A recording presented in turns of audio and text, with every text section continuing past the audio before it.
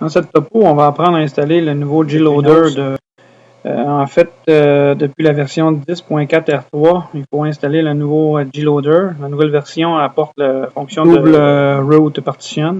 Cette mise à niveau reformate le disque de 3 partitions vers la 4 partitions, ce qui fait en sorte que s'il y a un problème de corruption sur le système de fichiers Racine et que le commutateur ne parvient pas à démarrer, il va démarrer avec la partition de Racine de remplacement. Puis à ce moment-là, il y a une alarme qui va se déclencher pour dès qu'il y a un problème au niveau de la racine primaire. Au préalable, on doit télécharger la version de G-Loader pour le commutateur sur lequel on travaille. Dans ce cas-ci, c'est la X2200. Donc, on va aller chercher le G-Loader qui a rapport avec la 2200. Ce qui est à noter, c'est qu'avec la version 3200 et 4200, la G-Loader, c'est la même. Donc, ils ont nommé le G-Loader 3242. Donc, pour ce faire, on rentre en mode avec la commande Start Shell. On monte notre clé USB qu'on a mis en arrière du commutateur avec la version de G-Loader dessus.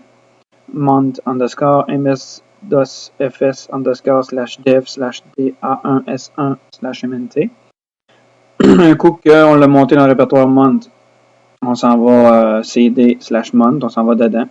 En faisant la commande ls, on voit ce qu'il y a sur notre clé USB. On voit ici que j'ai la version G-Loader pour le AX2200. À partir de cette commande, on copie le G-Loader, notre fichier, dans le répertoire var/temp. Et on va ensuite exécuter ça à partir de ce chemin-là. Donc, on s'en va dans le chemin /var/tmp avec la commande cd. Si je fais un ls pour voir ce qui se passe au niveau du répertoire, on voit que mon G-Loader a été copié dans le répertoire temporaire. On retourne en mode CLI. Et à partir de ce mode-là, on va faire un request system pour installer le G-Loader. Donc, avec la commande request system software add, avec le chemin du /var/tem où on a mis préalablement notre G-Loader, notre fichier. Et on exécute cette commande.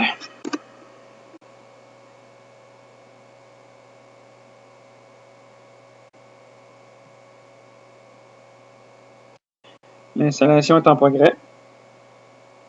On remarquera que c'est un peu le même principe d'installation que lorsqu'on installe le software de Juno avec les nouvelles versions.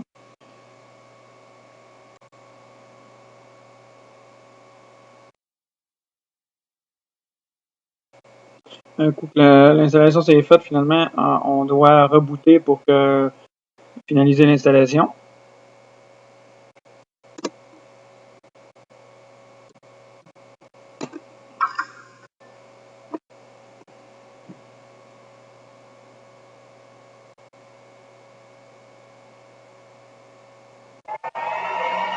Le redémarrage du commutateur se fait.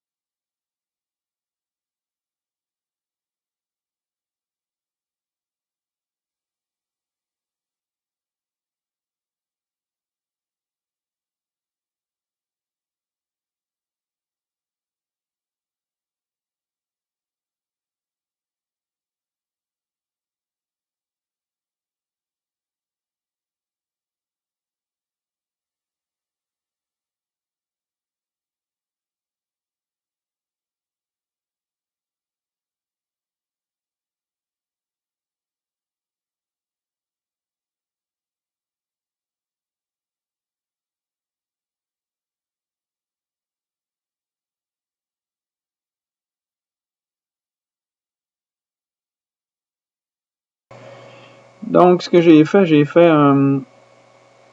tout à l'heure un Show System Storage qui nous montre les versions.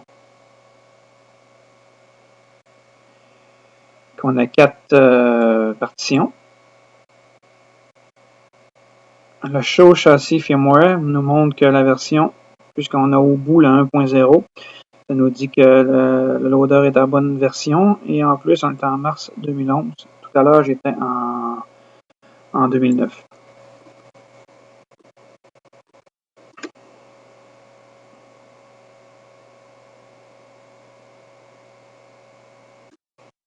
Ici, on vient vérifier si la partition primaire est active.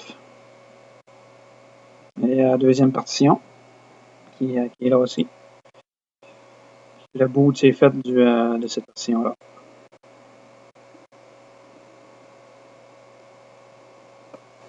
Fait que la dernière commande, dans le fond, ce qu'on veut savoir avec cette commande-là, avec le Show System Snapshot Media Internal, c'est que on veut savoir si les versions sont pareilles, sont identiques sur les 2 partitions. La primary et la backup. Ce qui est le cas. Ça fait donc le tour de l'installation de G-Loader.